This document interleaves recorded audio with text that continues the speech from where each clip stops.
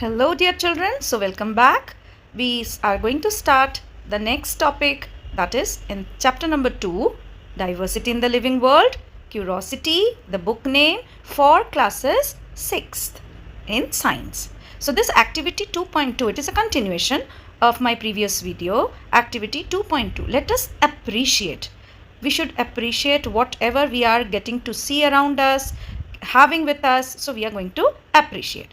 Close your eyes for 30 seconds and think of one plant and one animal that you have closely observed and have appreciated very much. Now, each one of you can draw up the plant or the animal, we are doing this point, through that you thought of on the blackboard. What are your observations about the various plants and animals that have been drawn? So now what here the book wants, or it is asked to all the students, is that whenever you are seeing something around, whether it is a plant or an animal, try to sketch it. Try to draw it on the blackboard or on your drawing book, and then try to find what are your observations regarding that plant or an animal. Look at the picture. In the same way, the children are trying to draw it on the blackboard with the help of a chalk. How many different plants and animals did the entire class draw on the blackboard?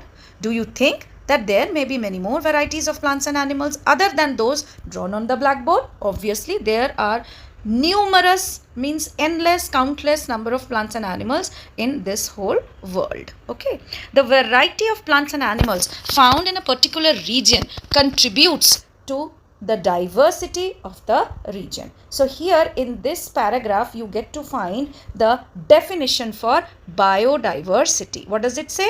The variety of plants and animals found in a particular region contributes to the biodiversity of that region. Bio का मतलब होता है life और diversity का मतलब होता है variety. So variety of living things around you, उसको हम कहते हैं biodiversity. Okay.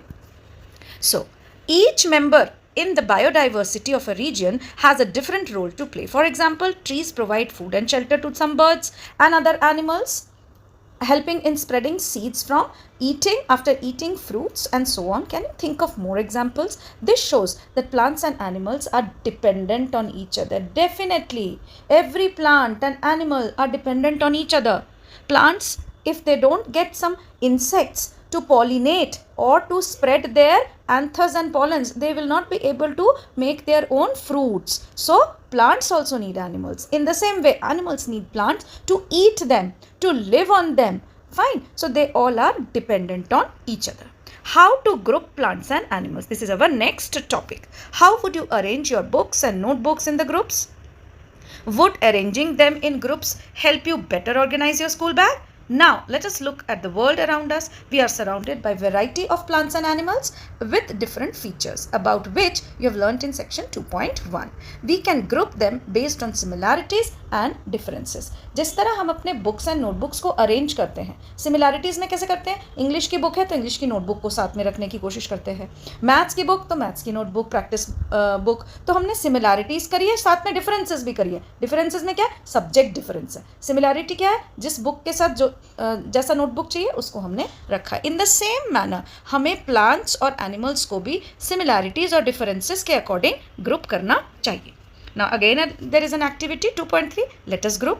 Collect pictures of various plants and animals. Cut their pictures from old magazines, newspapers, charts and other sources. Paste each of these pictures on different cards. Divide your class group of 5 or 6 students each. Pull the cards prepared by the students in your group. Observe the various features of plants and animals shown on the cards. Recall the features of plants and animals that you have listed in table 2.1 and 2.2. This table is the one which we have already discussed in my previous video. Group them on the basis of common features. Share and discuss the basis of grouping you may have made with other groups in the children. So this is a small activity that every class should do in the form of a teamwork by preparing small cards. Quite interesting, isn't it? You will be surprised to see that on the basis used by different groups may vary. What you think are the reasons behind it? Different students might have chosen different common features of the grouping.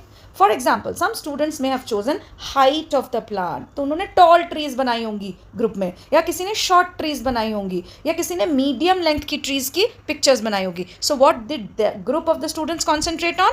Height of the plants. Okay. And others may have chosen the presence or absence of flowers on the basis of the group. कई बच्चों ने तो group में जो बच्चे ने cards बनाए होंगे उन्होंने फ्लावरिंग वाला प्लांट बनाया होगा या वो प्लांट बनाया होगा जिसमें फ्लावर्स होते ही नहीं है. So like this there will be variety of cards with you and then the table can be very well filled up. Like this, check such good cards: presence and absence of flowers, hard and soft stem, eating habits of animals, place they live. Like this, the cards were prepared. You may have grouped animals based on varied features such as what they eat, where they live, what color they are, and how they move. What is the importance of grouping? क्यों करी है हमने ये grouping? So answer is also here. This is the question and this is the answer. Grouping makes it easier to understand and study plants and animals on the basis of their similarities and differences. Groups जब बना देते हैं तो हमें बहुत easy हो जाता है कि ये group सिमिलर लग रहा है, ये ग्रुप में ये डिफरेंस है. So it becomes very easy for us to find out. Okay, आप कुछ अपने एग्जाम्पल्स भी सेट कर सकते हैं कि हम किस तरह से ग्रुपिंग करते हैं. आप अपना पेंसिल बॉक्स बनाते हो तो और एक ज्योमेट्री बॉक्स बनाते हो, तो ज्योमेट्री बॉक्स में क्या डालते हो? कंपास डालते हो, स्केल डालते हो, प्रोटेक्टर डालते हो, तो वो ग्रुपिंग हो गई. और अपने पेंसिल बॉक्स में क्या डालते हो? Pencil, rubber, pen. तो अपने ग्रुपिंग करी है ना. सिमिलरली प्लांट्स एंड एनिमल्स की भी ग्रुपिंग की जा सकती है. How to group plants? Now, how are we going to do that? You must have noticed that plants show variation in features related to their stems, leaves, flowers, and height, and more. The stems of different plants vary in thickness, height, and hardness, while the leaves vary in shape, color, size, arrangement. You might have tried grouping the plants in activity 2.3 using one or of these features. अब ये जो grouping करेंगे वो stems के according करेंगे, leaves, flowers, thickness of the stem, height of the plant, hardness of the plant, and there are various shapes in the leaves, color and arrangement, and also about the flowers. So हमें grouping करने के लिए plant की उसके पूरे plant parts की grouping कर सकते हैं. Stem, leaves, branches, type of the leaves, the flowers, even the type of the roots. Don't forget. Okay. You might have learnt in earlier classes that plants can be grouped into herbs, shrubs, and trees based on their height and type of the stem. Let us study the features of plants in more detail and group them on the basis. तो आज हमने grouping के बारे में पढ़ा. अब मेरे next video में जब हम continue करेंगे, then we are going to continue from this activity 2.4. Start collecting leaves. Start seeing the nature around. Try to find out the types of the different variety of plants and animals around you. Start listing them. Thank you and goodbye.